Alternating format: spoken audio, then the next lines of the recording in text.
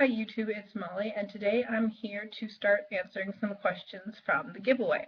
Um, so I've tried to kind of split these up into somewhat of categories since they're not all going to fit in one. So the plan for this one is questions about food and fitness. So the first question is, how are you liking your Fitbit? I love my Fitbit. I wear it every day. I use it as a great motivation. I am very driven by numbers. I like to see how many steps I get in a day, how many flights of stairs I get in a day, and it's a good way for me to be able to push myself harder and try to set different goals for myself and make sure that I'm moving. And I feel like without having actual numbers, it's very easy to think uh, that you're more active than you really are, especially when you're trying to lose weight. Oh yeah, I was active. And then I look at my Fitbit and it's like 5,000. Like, no, 10,000 is the goal. 5,000 is not really great. So having numbers there really helps me. So if you're like that, I would suggest getting one.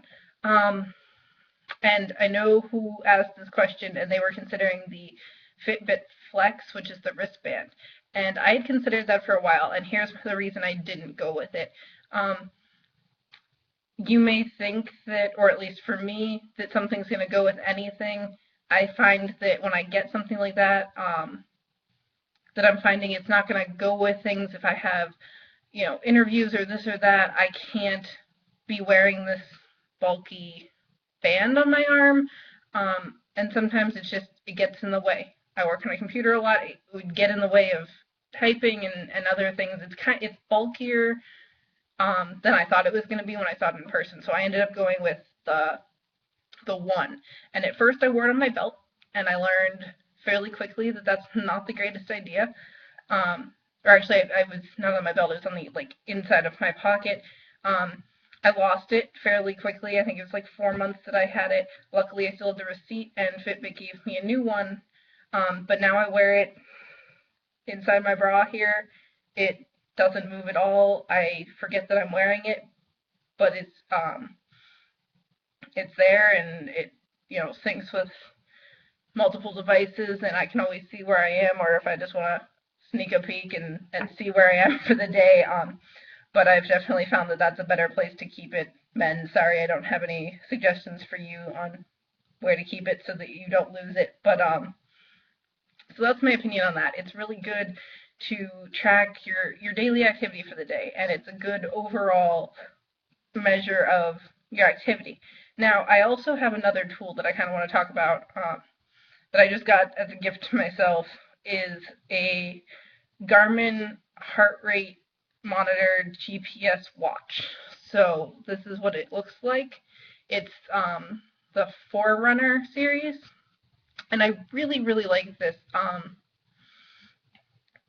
so that I can go for a walk, go for a jog outside, and be able to put numbers to my workout. And like I already said, I'm very driven by numbers. If I go for a workout outside, I want to know how many calories I burned, the distance that I went, how long it took. So for that reason, this is an excellent tool for me. Unfortunately, I just got this a couple weeks ago. Then I moved to Texas. Haven't really been wanting to work out outside as much. In fact, I haven't used it at all since I got to Texas. So maybe I need to start going in the middle of the night when it's a little bit cooler and less humid. But I definitely recommend, if you like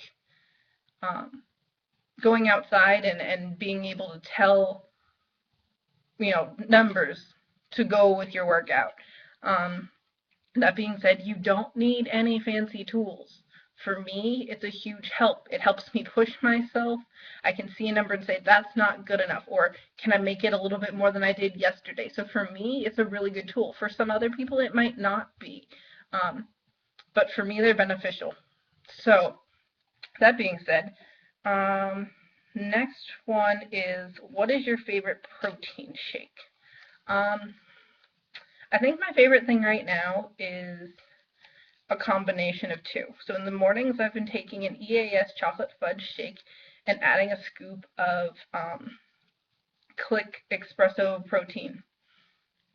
So that's absolutely delicious to me. It's like 25, 26 grams of protein, I think, by the time you add the extra scoop of protein. And I like the chocolate and the coffee, and it's a really good way to get my day going. So, and I think that I like adding the Click to the EAS because the Click has a little bit less protein than I would like for a protein shake. So adding it to an EAS shake that has a little bit more, I feel better about drinking it. I feel really good about the stats on the combination of the two. So, so I think that's my favorite right now is that combination. And I also drink half a bottle of Isopure apple melon every night on ice, which definitely helps me get to my protein goals. Kind of goes with the next one. What do you think of the Click samples? I had a very nice friend from Facebook send me some samples of Click, and yes, I do love them. It is delicious. It satisfies my coffee craving, and because I've been adding it to my EAS shakes in the morning, I've already bought a whole tub of it. So thank you very much for that. I appreciate it. Okay, food related. Have you contacted the company? This is talking about my giveaway of the Quest bars. Have you contacted the company and asked why they use cashews in that bar? Okay, so here's the thing. I did. I sent them an email and I said, you know, I love your bars. I really do. I eat lots of them. You know, the chocolate peanut butter and the banana nut muffin and the cinnamon. You know, I really, really like your bars. And for some reason, your chocolate chip cookie dough ones have cashews in it. And I told them that everybody I talked to had no idea that there were cashews in that bar. And I just suggested that if there was no real reason or not a reason to have cashews in the bar, that they remove them, or if there was a reason for them, if maybe they could consider getting it from a source other than nuts, because in my opinion, that's eliminating a market of people who can consume their bars who would like to. And they just wrote back and said, all of our bars contain nuts and there's allergen warnings on them. It's like, okay, you completely missed my point here. I like your bars. I can eat many of your bars, except for the ones with cashews. Obviously, the coconut cashew one has cashews in it, but the chocolate chip cookie dough one, you wouldn't think has cashews in it. So, yes, I contacted them. I think they kind of completely missed the point of my email and thought that I was telling them that they didn't label them, which they did. That's why I didn't eat them. So, you know, if you would like to help out, everybody send them an email and tell them that they should take out cashews, and maybe we can start a movement here. But other than that, I don't see it happening anytime soon, so I guess I'm just going to have to miss out on that. Okay, the last one for this video is, what do you eat in a normal day? And where did you have your procedure done? Okay, so I had my procedure done in Erie, Pennsylvania at St. Vincent Hospital. So 5.5 weeks out, I'm eating mainly lean protein. To take you through a typical day, it's normally that shake that I already talked about in the morning. If it's not that shake, it's another shake. If it's a weekend, maybe I'll have a couple pieces of turkey bacon because I'll have more time. But normally it's a shake in the morning. For lunch, it's normally going to be a lean protein, either just straight up chicken or tuna with a little bit of light mayo, sometimes just plain, just a plain lean protein.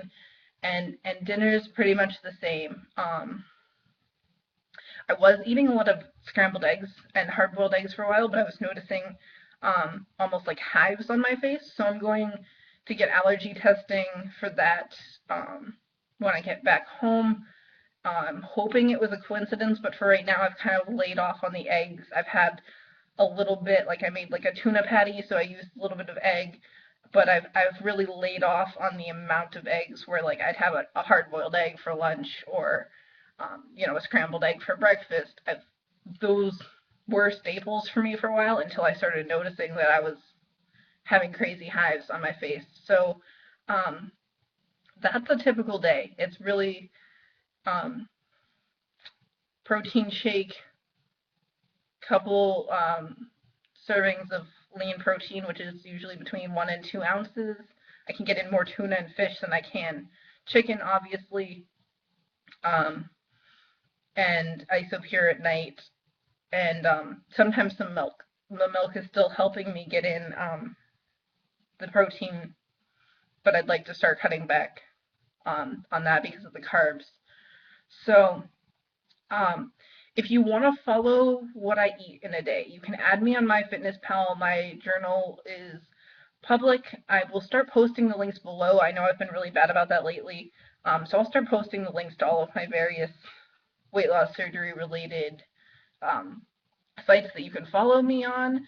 So that'll always be there. And I do plan in the future to do some videos of recipes of things that I have found. I travel quite a bit, um, not as much as I'd like to, but I've traveled more than a lot of people have, and I found some really good things from around this world that are weight loss surgery friendly or that I've made weight loss surgery friendly. So once I get back to Massachusetts and I have my own apartment and my own kitchen, I do plan on making videos on um, a few different recipes from Panama and Morocco in particular, and possibly from Spain. Um, so the Spain ones I haven't completely made weight loss surgery friendly yet. They're still a little high in fat and carbs, so I'm still working on those. But stay tuned for those if you're interested. So that's it for this video. Stay tuned for more. Have a great day, guys.